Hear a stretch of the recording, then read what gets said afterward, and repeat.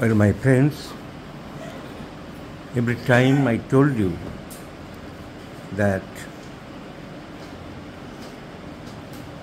from the case taking, you should find out some of the symptoms which will help you to make a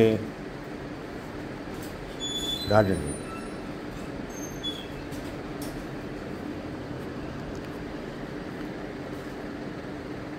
একটা মালা গাঁথার পক্ষে দাদা ফুল দরকার, সেগুলো নিয়ে একটা মালা গাঁথ। This patient is about 34 years, chronic dysentery, that means amoebiasis. I have chalked out the symptoms: salivation at night, profuse perspiration, and hurriness mentally, nervous mentally.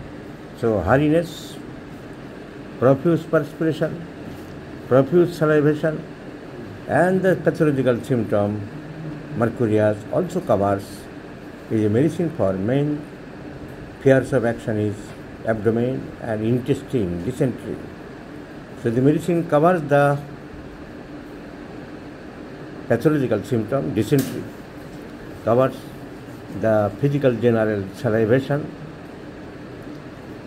profuse perspiration,